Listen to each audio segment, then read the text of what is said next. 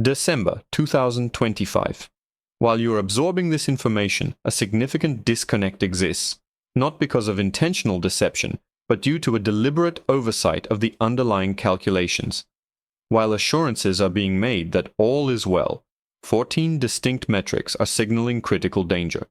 These are the very same indicators that flashed warnings before the financial crisis of 2008.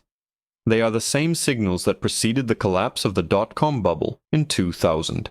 And they are the identical signs that were present before the severe downturn of 1929. Each and every one of these indicators points unequivocally to a singular conclusion. A substantial economic breakdown is imminent. This is not a prediction for a decade hence, nor for 5 years from now, but rather within a time frame of 12 to 24 months, specifically between the middle of 2026 and the latter part of 2027. The mechanisms driving this event are already in motion. The window for action is rapidly shrinking. There is no longer any recourse to prevent the inevitable unwinding, only the possibility of delaying its onset. You have approximately 18 months to fortify your position, 18 months to divest from assets susceptible to depreciation, 18 months to decrease financial obligations, 18 months before the largest redistribution of wealth since 2008 renders the unprepared destitute and rewards those who perceive this recurring pattern early. This is not mere conjecture. This is not an appeal to apprehension. This is the demonstrable consequence of mathematical certainty. Once you recognize the established pattern, which has unfolded with unfailing consistency over the past century, you will comprehend why this impending crisis is not simply probable, but absolutely assured. Presently, the United States economy is navigating the final phase of the longest expansionary cycle recorded in contemporary history. The bull market, which commenced in March of 2009, is now entering its 16th year. Historically, such expansionary periods typically last between 5 and 7 years. The preceding longest cycle, observed during the 1990s, extended for 10 years and culminated in the dot-com crash. The current cycle has now surpassed that benchmark by over 50%. We are 6 years beyond the historical average duration. However, economic collapses are not solely attributable to the age of an expansion. They are precipitated by specific, quantifiable environmental conditions that foster systemic fragility. Every significant financial crisis throughout history adheres to a predictable 4-stage progression. Stage 1 is characterized by excessive optimism and escalating asset values. Stage 2 involves the emergence of warning signals that are systematically disregarded. Stage 3 is marked by a precipitating event that exposes underlying vulnerabilities. Stage 4 is defined by a cascading collapse, where forced liquidations initiate a downward spiral. We are firmly entrenched in Stage 2. The warning indicators are vociferous, yet mirroring the events of 1929, 2000, and 2008, these signals are being overlooked by precisely those individuals who should be heeding them. Historical evidence unequivocally supports this recurring pattern. Allow me to present 3 illustrative examples spanning nearly a century, demonstrating the unchanging nature of this phenomenon. In 1929, the Roaring Twenties were in full effervescence. The stock market had experienced an astonishing surge of nearly 400% in less than a decade. Emerging technologies such as the automobile, radio, and electricity were revolutionizing society. A pervasive sense of optimism prevailed. Individuals were enthusiastically acquiring stocks, increasingly doing so through margin accounts, which involved borrowing funds to magnify potential returns. Margin debt reached 12% of the gross domestic product. However, beneath this veneer of prosperity, cautionary signs were accumulating. Agricultural prices had been in decline since 1926. Consumer debt had reached unprecedented levels. The yield curve inverted in 1928, a harbinger that invariably precedes economic downturns. The commercial real estate market in Florida had experienced a significant crash in 1926, following an immense speculative bubble. Bank lending had become increasingly speculative in nature. Economists adamantly maintained that the situation was stable. Irving Fisher, the preeminent economist in America at the time, declared in September of 1929 that stock prices had attained what appeared to be a permanently high plateau. A mere month later, on October 24, 1929, Black Thursday arrived. The market plummeted 11% in a single trading session. By October 29th, Black Tuesday, the market had shed an additional 12%. Over the ensuing 3 years, the market continued its descent. By July of 1932, the Dow Jones Industrial Average had fallen 89% from its zenith. $30 billion in market capitalization vanished. 9,000 banks failed. Unemployment surged to 25%. Industrial production was halved. The warning signs were evident, yet they were dismissed by experts. Investors disregarded them, and millions suffered catastrophic losses because they subscribed to the belief that this time was different. Now let us advance to the year 2000. The dot-com boom had instilled in an entire generation the conviction that established financial principles no longer applied. The internet was fundamentally transforming every sector. Companies generating no profits were valued in the billions, based solely on speculative potential.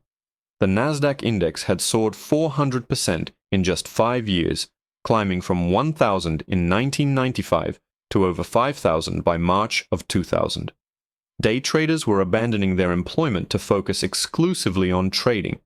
The prevailing sentiment was that this time was different, yet warning signs were ubiquitous. The yield curve inverted in 2000. Corporate debt levels were at all-time highs. Margin debt reached 2.7% of GDP, the highest it had been since 1929. Technology stocks were trading at multiples of 100 times earnings or more. Numerous companies possessed no earnings whatsoever. The Federal Reserve had progressively increased interest rates from 4.75% to 6.5% by May of 2000. Wall Street analysts insisted that valuation metrics were obsolete in the context of the new economy. Traditional analytical tools were dismissed as antiquated. Then, on March 10, 2000, the Nasdaq reached its peak at 5,048. By October of 2002, it had plummeted 78%, falling to just 1,114. $5 trillion in market value was eradicated. Retirement accounts were halved. Hundreds of dot-com enterprises declared bankruptcy. The warning signs were present, yet experts dismissed them, and millions lost fortunes due to their conviction that this time was different. Now let us consider 2008. The housing boom had convinced Americans that real estate values would perpetually ascend. From 2000 to 2006, home prices doubled on a national scale. Investing in real estate became the recognized path to financial prosperity. Increasingly, buyers were utilizing subprime mortgages, which required no down payment, no income verification, and no demonstration of assets. Lenders found this arrangement highly advantageous as they did not retain ownership of these mortgages. They originated loans and promptly sold them to investment banks, which then bundled thousands of these into mortgage-backed securities. Profits were realized on every transaction. However, warning signals began to flash prominently by 2006. Housing starts peaked and commenced a decline. Mortgage default started to rise in early 2007. The yield curve inverted in 2006. Consumer debt reached record highs. Major financial institutions operated with leverage ratios as high as 30-1, meaning a mere 3% decline in asset value would obliterate all equity.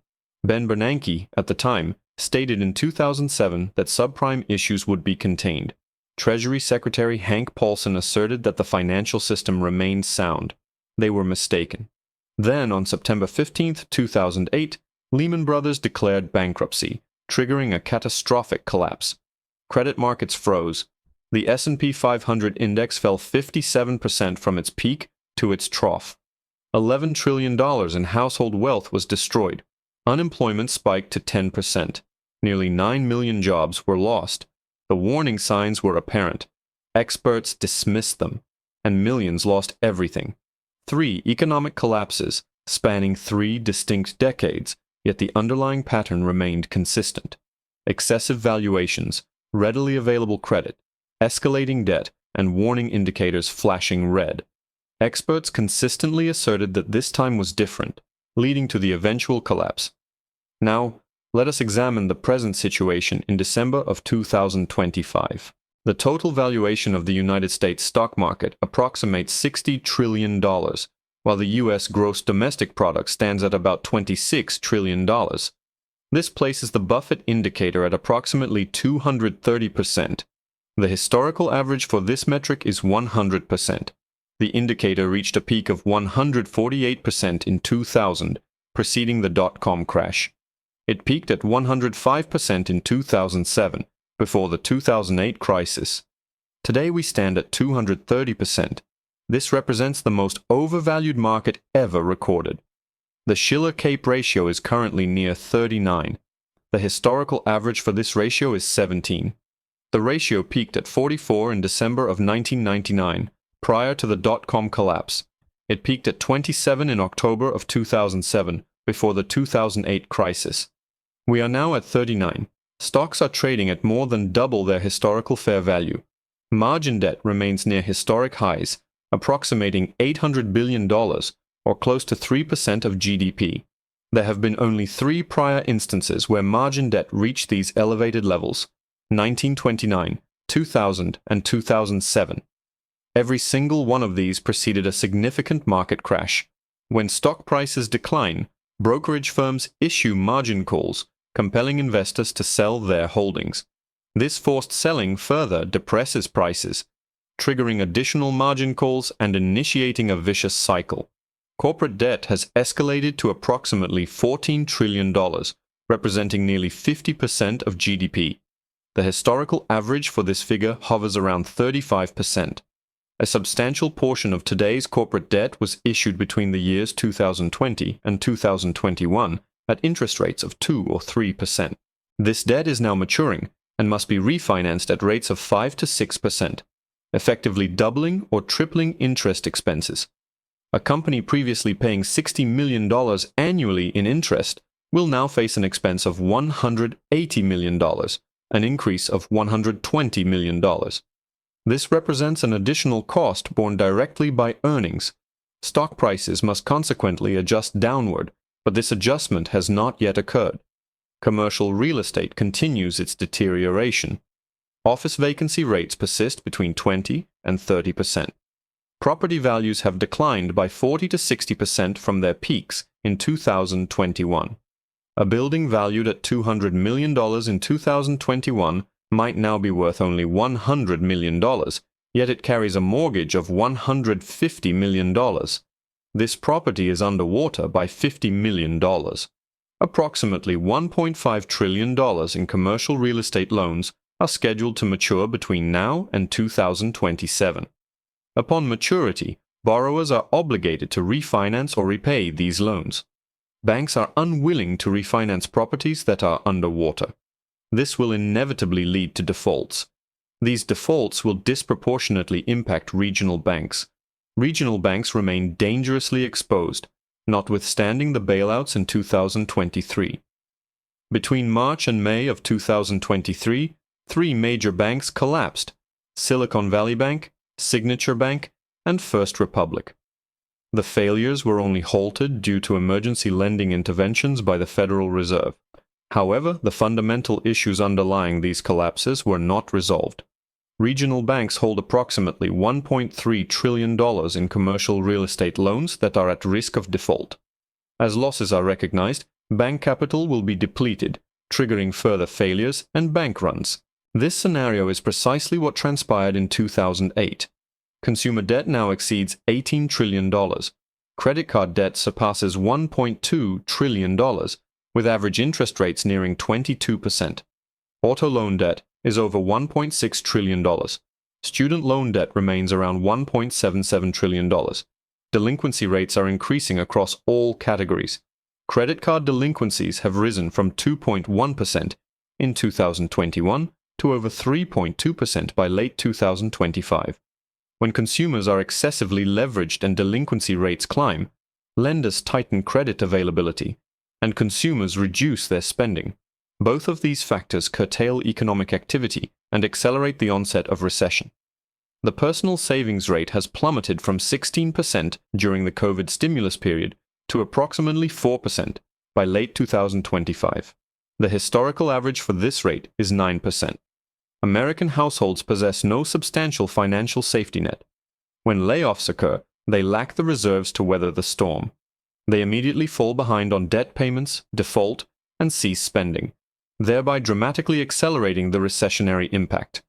Unemployment has quietly increased from 3.4% in early 2023 to around 4.5% by late 2025, a rise of 1.1 percentage points. The SARM rule stipulates that when unemployment rises by 0.5 percentage points from its lowest point, a recession has commenced. This threshold was crossed months ago. The SARM rule has successfully predicted every recession since 1970 without a single false positive. We are not merely approaching a recession, we are already in its nascent stages.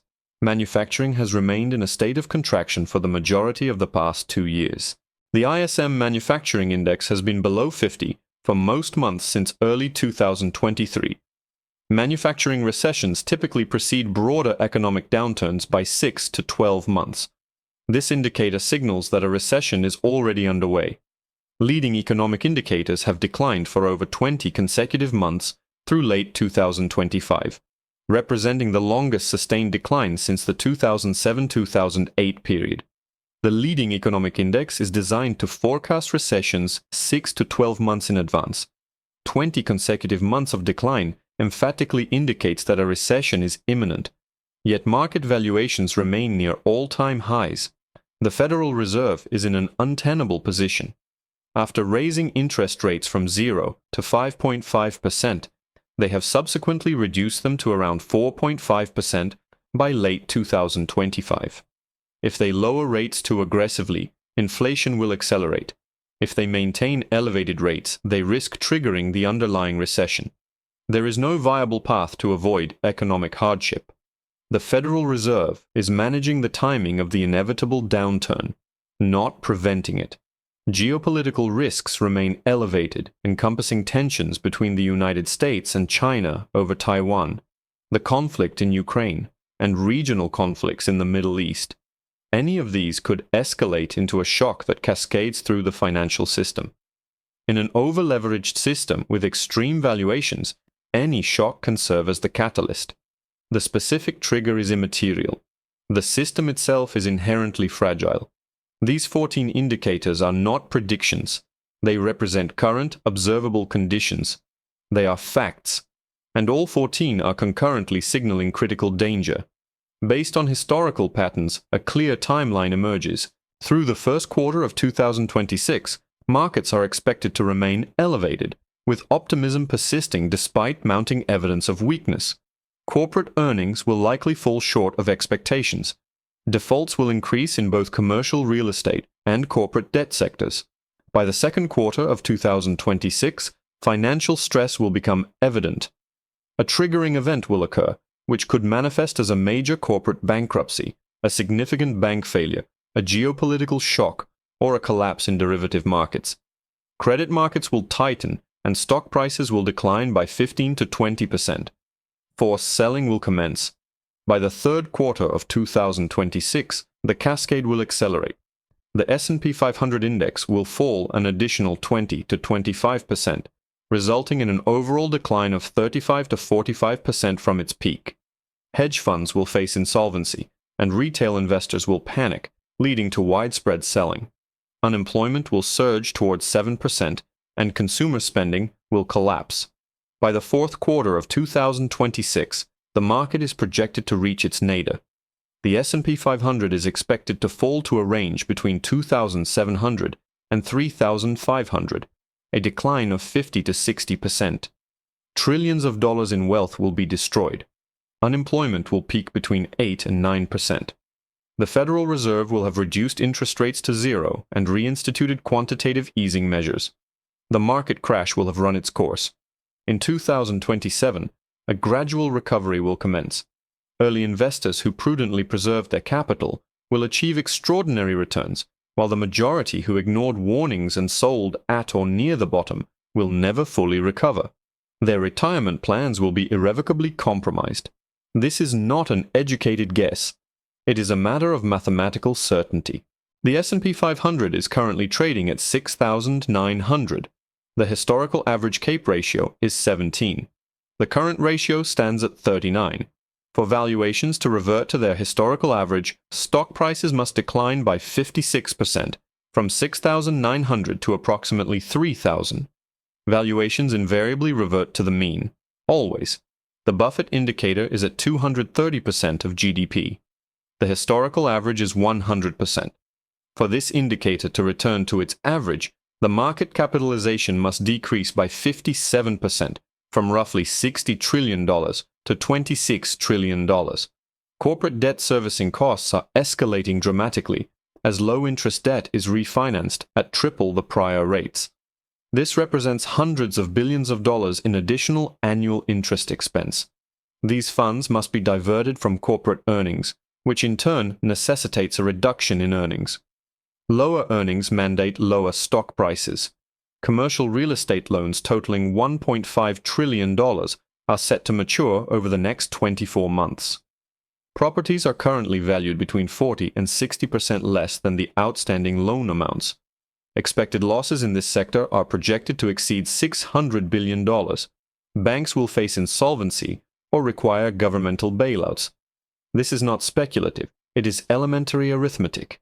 The debt is real. The interest rates are real. The losses are inevitable. The crisis will commence within 12 to 18 months. By late 2026, the market trough will be reached. By early 2027, recovery will begin. However, the damage inflicted upon the unprepared will be permanent.